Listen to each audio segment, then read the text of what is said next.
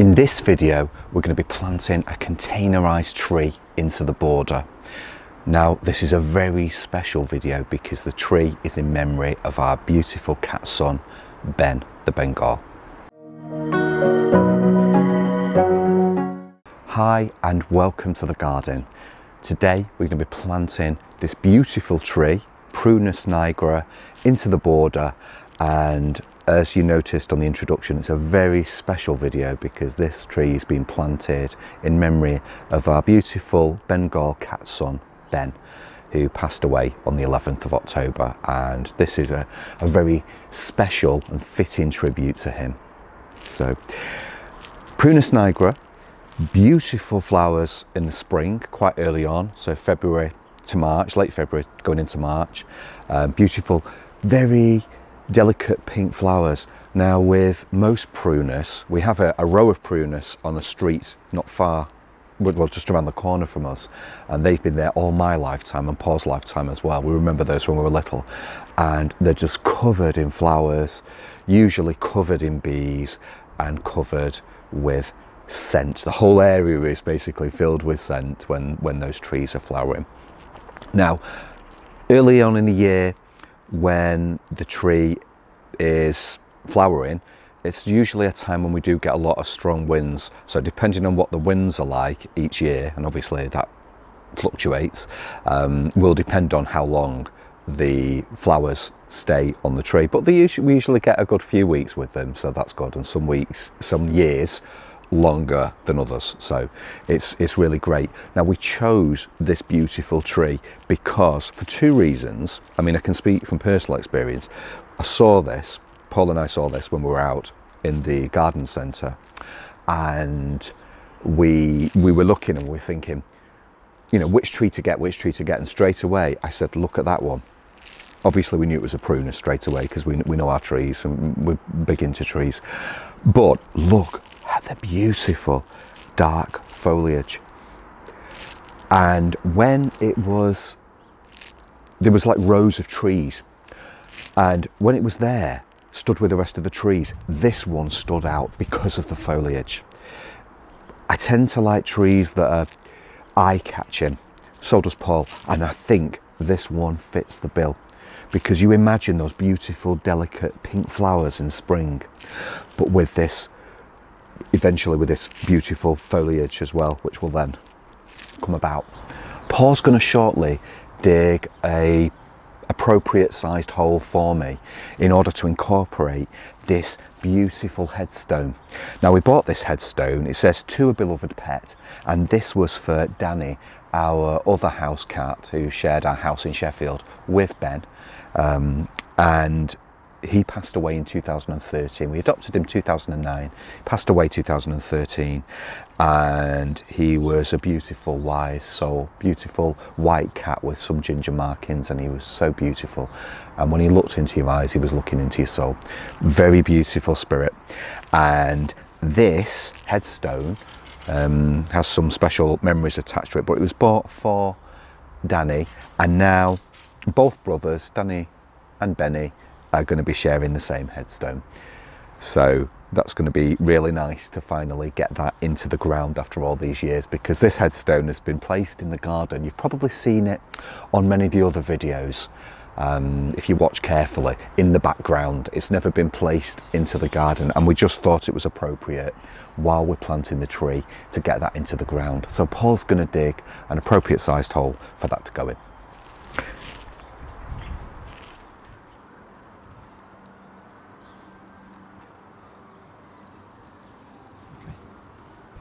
What we're going to do now is plant the tree into the ground. So what we need to do is take it out of its container.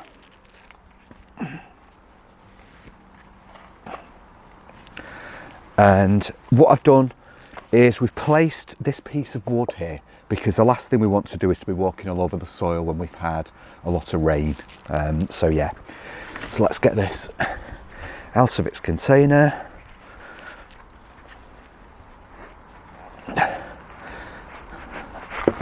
There we go. Yeah, that's it. And got some really good roots going on there. I'm just going to tease them slightly, but to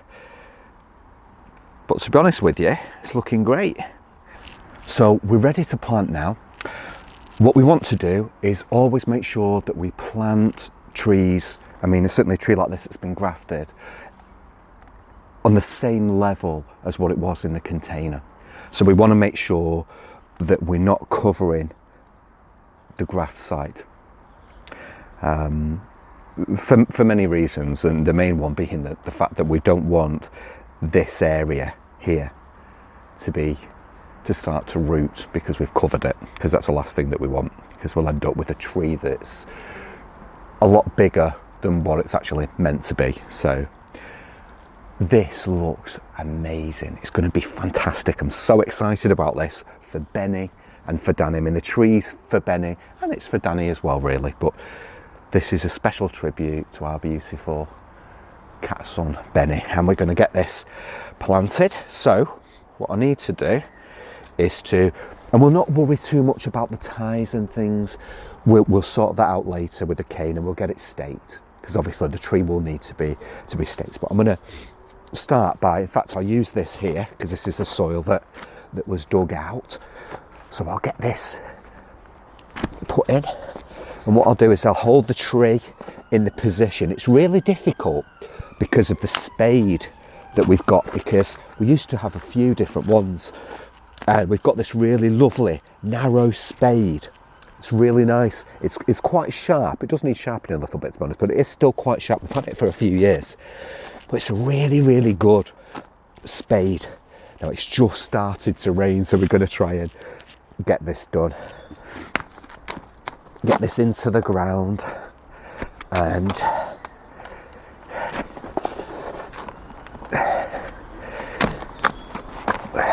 but it's so much fun. You know, planting a tree to me is the greatest thing that you can do, because it's something that's going to be around for a very, very long time. And that's the thing I love most about it. It's a few pieces of glass there, but that's the thing I love the most. I'm getting soil everywhere, but you know, it's amazing. You get to plant a tree. You know, in our case, it's as a tribute to Ben.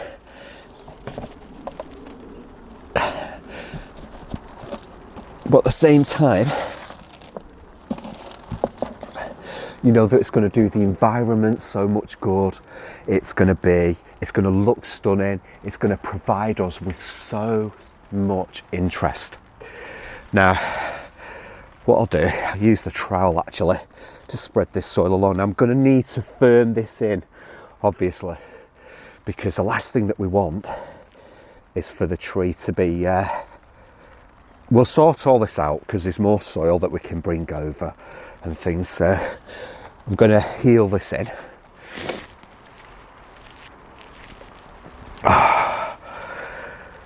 And get more soil.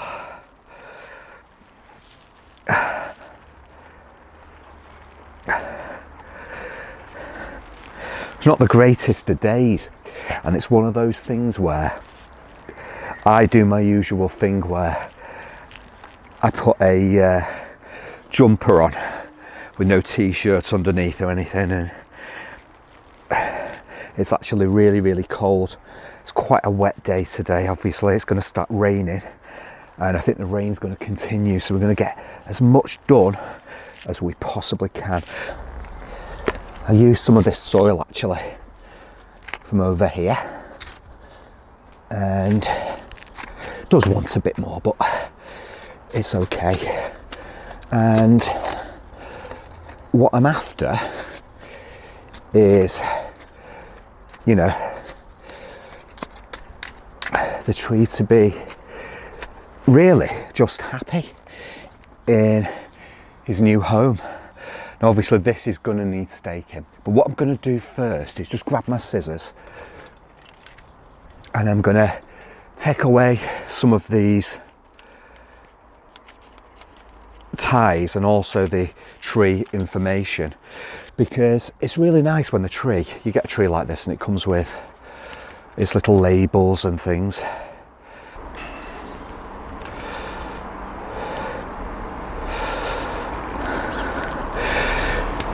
Try and cut these off very carefully without affecting the tree at all, so we're not snapping pieces of branches off. But it's just great just to be in this position where we can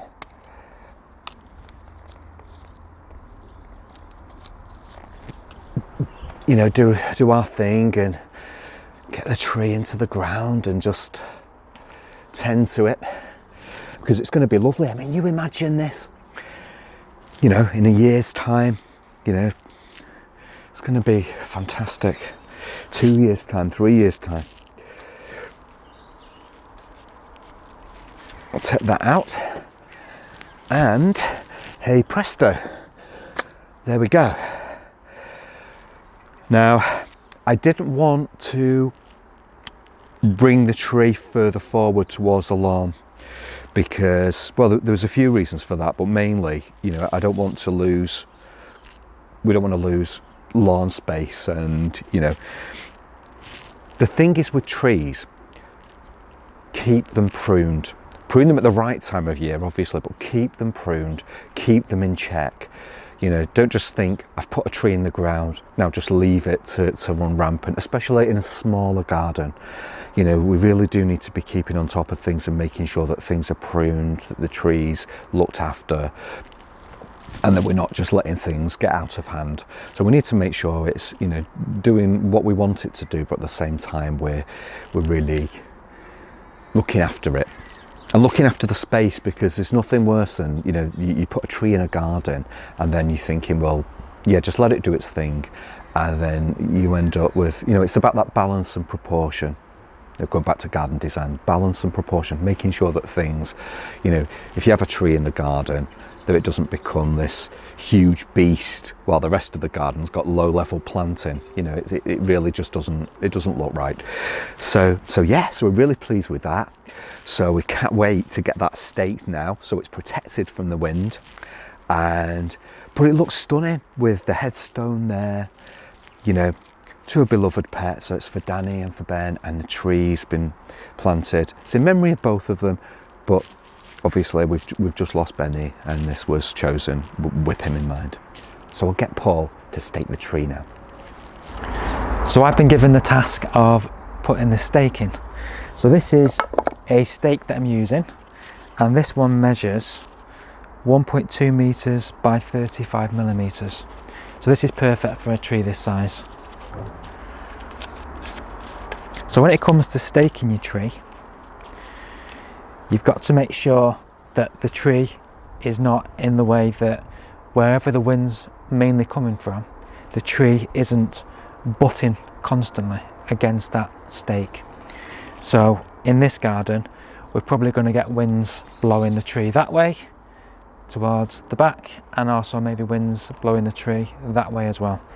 So I'm going to put the stake around the back, and I'm going to angle it so that it's away from the root ball, so there's no danger of piercing it with the stake itself, and also so that it's giving the best support for it, giving it that movement, because you want it to have some movement, but not so that it's too much movement that's going to disrupt the root ball completely. So this will give it the support it needs.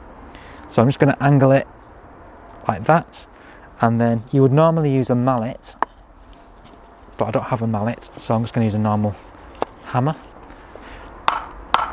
and it's just a case of hammering it in.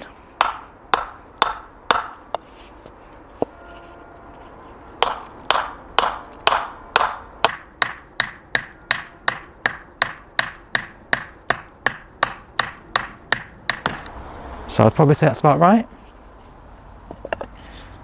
It's nice and secure. And then it's just a case of now getting the tie. And we want to wrap it around the tree. And it should just fit inside that hole within the tie. And you put that round like so, and then around the stake itself, going into the other hole.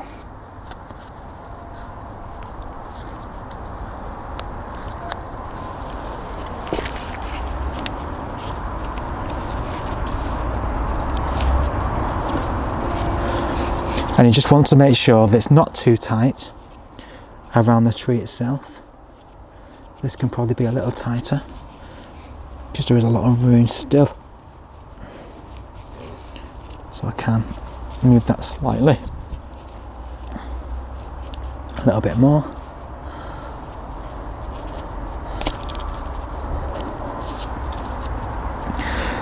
So that's going to give that lots of lovely support. It's got a little movement in it, so there is space for it to wiggle about a bit in the wind, but obviously not too excessively. And we'll probably leave the stake on at least a year, sometimes maybe up to 2 years, but we'll look at it again in a year's time and just make sure that there is no movement when you do wiggle the tree. If it has rooted by that point and it is nice and secure within the ground and there's not too much movement, that stake can then be moved.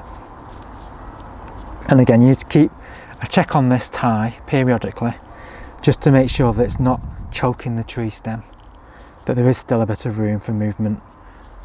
The last thing you want to do is to have it causing too much of a tightness around that stem and causing damage. So Andrew's done a lovely job of planting it. Just going to move that headstone a little bit further forward.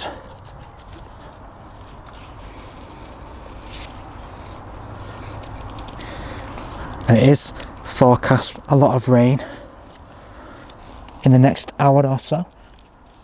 So I'm going to give it a bit of a water, and then the rainfall will continue that good job of keeping it watered.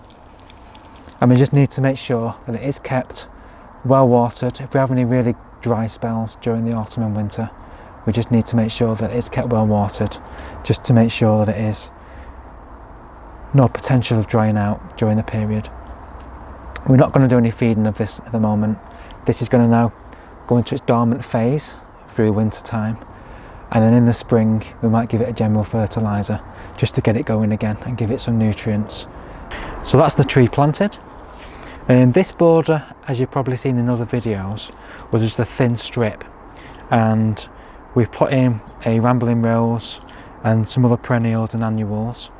So in order to have the space for this tree, we've just had to extend the border just out to where the lawn is. So we did some preparation before we started the video, and we cleared the area. We took up the tiles, which used to be the path, and put an edging of the tiles along where the grass is. So now we've got a new planting space. So over the next coming months, we're going to be thinking about what we're going to be planting. It's a wonderful opportunity. The border is quite small, so it's not as if we've got a great deal of space to play with, but it is some additional planting space. And as you've already seen in our previous videos, we have been growing a lot of annuals. We've got a lot of bulbs that we need space for in the garden. So this is a brilliant place now that we can be using those things that we're starting to grow in here. And hopefully it will bring the same kind of theme that we have from the previous border up this end and bring that coming down this side as well. This is a really good situation. We get the sun for most of the day, really sunny border. So there's lots and lots of plants we can be using in this side of the border, which are going to look really good. So as we're into autumn now, the most common type of tree you'll find that you can buy are the bare root trees, and these are planted in the dormant season. So they're planted in a very similar way to what we've planted this containerised plant, only it doesn't come actually in a soil. It comes wrapped up, bare root, and these are dispatched from all different kind of companies. You can buy them sometimes in supermarkets, and you get those in late autumn all the way through the winter, and they can be planted anytime during that period, so long as you've not got soil that's frozen or soil that's very waterlogged. A day like today was ideal because we've managed to plant in between the showers. It's not a monsoon, so we're not doing too bad. It's going to get plenty of water now through the showers that are coming. So I'm going to get inside before I get drowned.